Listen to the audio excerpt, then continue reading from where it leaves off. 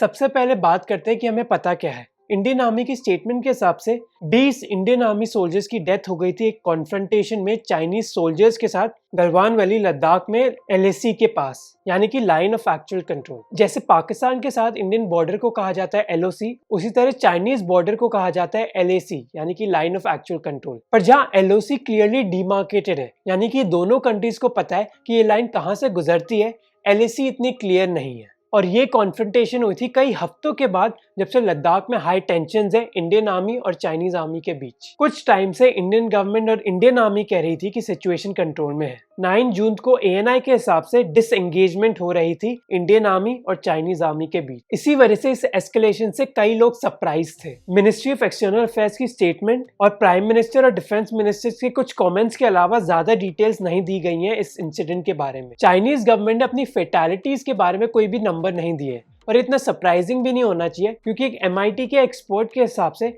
China अपनी फेटालिटीज कभी भी रिलीज नहीं करता कॉन्फ्लिक्ट के दौरान। पर चाइनीज स्टेटमेंट्स ने ये क्लियर किया है कि वो पूरी गलवान वैली को क्लेम कर रहे हैं। इस इंसिडेंट पे हम कई चीजों के बारे में बात कर सकते हैं। पहला है मिलिट्री डिटेल्स, जैसे ये इंसिडेंट कहाँ हुआ था, कैसे हुआ था, कितने सोल्जर्स इन्वॉल्व थे। दूसरा है पॉलिटिकल इम्प्लीकेशंस, क्या इस इंसिडेंट की वजह से पीएम मोदी या फिर बीजेपी को कोई भी पॉलिटिकल कॉस्ट चुकानी होगी या नहीं। और तीसरा है जो एक ब्रॉड व्यू लेता है इस इंसिडेंट के बारे में और जो एक्सप्लेन कर सकता है कि चाइनीज गवर्नमेंट ने ऐसे स्टेप्स क्यों उठाए, उनकी फॉरेन पॉलिसी क्या है, और स्पेसिफिकली क्या ये फॉरेन पॉलिसी उनके रीसेंट अग्रेसिव मूव्स को एक्सप्लेन कर सकती है या नहीं। और हम इस वीडियो में इस तीसरे एंगल पर फोकस करेंगे। हम ब्रॉडली सारी कंट्रीज को दो भागों में डिवाइड कर सकते हैं। एक है जो स्टेटस क्वो पावर्स है और दूसरी जो रिविजनिस्ट या फिर एक्सपेंशनिस्ट पावर्स हैं। स्टेटस क्वो पावर्स सैटिस्फाइड होती है अपनी बाउंड्री से, इसलिए उनके ज्यादा टेरिटोरियल डिस्प्यूट्स नहीं होते। जैसे पोस्ट वॉर जर्मनी एक उदाहरण हो सकता है स्टेटस क्वो पावर का। जबकि रिविजनिस्ट पावर्स वो होती है जिनको और टेरिटरी चाहिए होती है, और मॉडर्न डे चाइना उसका एक एग्जाम्पल है। वर्ल्ड वॉर 2 के बाद सबसे ज्यादा टेरिटोरियल डिस्प्यूट्स में चाइना ही इन्वॉल्व रहा है। अब प्रश्न ये है कि किन कारणों की वजह से चाइना लद्दाख बॉर्डर में अग्रेसिव हो गया था इंडिया के खिलाफ। कुछ लोगों का मानना है कि इस अग्रेशन के पीछे था मोदी गवर्नमेंट का आर्टिकल 370 पर डिसीजन, जिसकी वजह से लद्दाख एक यूनियन टेरिटरी में चेंज हो गई थी। पर कुणाल सिंह, एक पीएचडी स्टूडेंट पॉलिटिकल साइंस के एमआईटी से, उनका मानना है कि ये आर्गुमेंट इतना बिलीवेबल नहीं है क्योंकि इंडिया का मैप चेंज नहीं हुआ आर्टिकल 370 से। आर्टिकल 370 से बस इंडियन यूनियन का रिलेशनशिप लद्दाख के साथ चेंज हुआ है। एक्सपर्ट जैसे एशली टेलिस का मानना है कि ये चाइनीज अग्रेशन बस फॉरेन पॉलिसी गोल्स के लिए नहीं है, बल्कि उनकी डोमेस्टिक पॉलिटिक्स की वजह से भी है। कोविड-19 क्राइसिस की वजह से चाइनीज गवर्नमेंट की रेपुटेशन पर बहुत बड़ा असर पड़ा है, चाइना में भी और चाइना के बाहर भी। और चाइना के रीसेंट मूव्स हांगकांग की ऑटोनॉमी रिड्यूस करने के लिए, ताइवान से रीयूनिफिकेशन की बात, और अब इंडियन बॉर्डर पर एग्रेशन दिखाना अपनी इमेज इंप्रूव करने का तरीका है। जैसे रिसर्चर्स ने दिखाया कि चाइनीज सिटीजन्स नेशनलिज्म को बहुत वैल्यू देते हैं और इंटरनेशनल क्राइसिस के दौरान गवर्नमेंट को बहुत सपोर्ट देते हैं।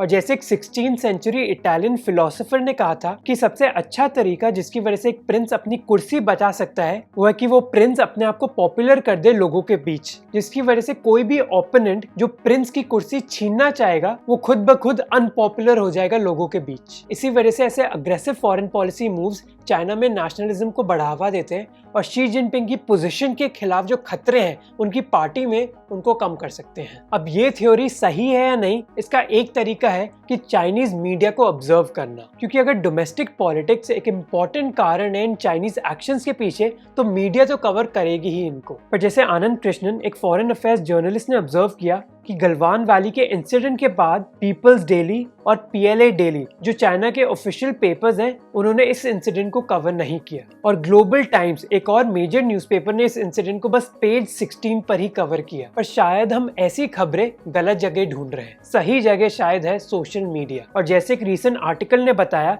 कि Chinese social media website Weibo में कई नेशनलिस्टिक बातें होने लगी गलवान वैली इंसिडेंट के बाद। अब चाइना इंडिया को क्यों टारगेट कर रहा है? इसका सिंपल आंसर है कि वो ऐसा कर सकते हैं। जैसे कई एक्सपर्ट्स ने कहा है कि चाइना की इकोनॉमिक और मिलिट्री पावर की वजह से वो दूसरे देशों पर प्रेशर डाल सकते हैं। 1950 से चाइना की जीडीपी पर कैपिटा में बहुत ज्यादा बढ़ोतरी हुई है। उनकी करंट जीडीपी करीब 5 गुना ज्यादा है इंडिया की जीडीपी से। कई लोगों ने ये दावा किया था कि चाइना को पता होना चाहिए कि 2020 का इंडिया 1962 वाला इंडिया नहीं है, पर 2020 का चाइना भी 1962 वाला चाइना नहीं है। इसी वजह से चाइना के डिस्प्यूट्स बस उनके आसपास के देशों के साथ ही नहीं है, बल्कि इंडोनेशिया के साथ भी है, नतुना आइलैंड्स के ऊपर। ऐसे आइलैंड्स जो 1500 किलोमीटर दूर है चाइना की मेनलैंड से। कुणाल सिंह कहते हैं कि ये रीसेंट मूव्स एक तरीका है चाइना के लिए एक बफर जोन क्रिएट करने के लिए चाइना और इंडिया के बीच। जितना बड़ा ये बफर जोन होगा उतनी ही कम चांसेस होगी कि इंडिया चाइना के जियोपॉलिटिकल अफेयर्स में इंटरफेयर कर पाएगा। चाइना को काउंटर करना दूसरे देशों के लिए बहुत डिफिकल्ट हो जाता है, क्योंकि चाइना कोई one time military intervention use नहीं करता, बल्कि ऐसी टैक्टिक यूज करता है जिसको कहा जाता है सलामी स्लाइसिंग, जिसके तहत वो कोई बड़ा ऑपरेशन नहीं करते, बल्कि कई छोटे छोटे ऑपरेशंस करते हैं जहां उनको छोटे गेन्स मिलते रहते हैं। ऐसे कैंपेन्स क्योंकि ये इतने बड़े नहीं होते स्केल में, इसकी वजह से दूसरी कंट्रीज एस्केलेट नहीं करना चाहती, पर ये इतने बड़े जरूर होते हैं जिसकी वजह से चाइना को एक सिग्निफिकेंट टैक्टिकल एडवांटेज मिल जाती है। और ऐसी ही स्ट्रैटेजी वो साउथ चाइना सी में भी यूज कर रहे हैं। इसको इंडिया के ex national security adviser Shiv Shankar Menon ने बहुत अच्छी तरह समराइज किया था। Is that we may be seeing the same Chinese playbook that we've seen before when they've attempted 2 steps forward and 1 step back. We're leaving them with a net gain of 1 step. कि China 2 कदम आगे जाता है और 1 कदम पीछे, पर क्योंकि वो 1 कदम पीछे आने पर फोकस डाल देते हैं, लोगों को शायद पता नहीं चलता कि एक्चुअली उनका नेट 1 स्टेप का बेनिफिट हुआ है। और एक कारण जिसकी वजह से वो इस टैक्टिक पर रिलाई करते हैं वो है कि जैसे एक MIT रिसर्चर ने कहा कि चाइना को कई इकोनॉमिक, पॉलिटिकल और डिप्लोमेटिक कॉज भरनी पड़ेंगी अगर वो बहुत बड़ा मिलिट्री कैंपेन करेंगे तो, क्योंकि दूसरे देश चाइना को एक अग्रेसिव कंट्री मानने लग जाएंगे, जिसकी वजह से उनकी डिप्लोमेटिक पोजीशन पर असर पड़ेगा और ये उनके ग्लोबल ट्रेड पर भी इम्पैक्ट डाल सकता है, जिसकी वजह से उनको कई फायदे मिले हैं। चाइना के खिलाफ रिस्पॉन्ड करने के लिए इंडिया के पास 3 ऑप्शंस हैं, मिलिट्री, डिप्लोमेटिक और इकोनॉमिक। मिलिट्री ऑप्शंस इंडिया के पास लिमिटेड हैं 2 कारणों की वजह से। पहला है ऑडियंस कॉस्ट। जब भी 2 देशों के बीच एक कन्फ्रंटेशन होती है तो वो बस मिलिट्री कैपेबिलिटीज पर निर्भर नहीं करता, बल्कि डोमेस्टिक पॉलिटिकल फैक्टर्स भी मायने रखते हैं। जैसे हमने पुलवामा अटैक के बाद भेजा था, क्योंकि पाकिस्तान एक बहुत जरूरी फैक्टर है इंडिया की डोमेस्टिक पॉलिटिक्स में, और मीडिया एम्फेसिस की वजह से मोदी गवर्नमेंट बहुत प्रेशर में थी रिटेलिएट करने के लिए, यानी कि मोदी गवर्नमेंट की ऑडियंस कॉस्ट बहुत हाई थी। जेम्स फ्यूरन एक पॉलिटिकल साइंटिस्ट के हिसाब से ये कॉस्ट ज्यादा हाई होती है डेमोक्रेसीज में, क्योंकि उधर ज्यादा फ्रीडम ऑफ प्रेस होता है। इसी वजह से जब डेमोक्रेटिक लीडर्स एक थ्रेट देते हैं,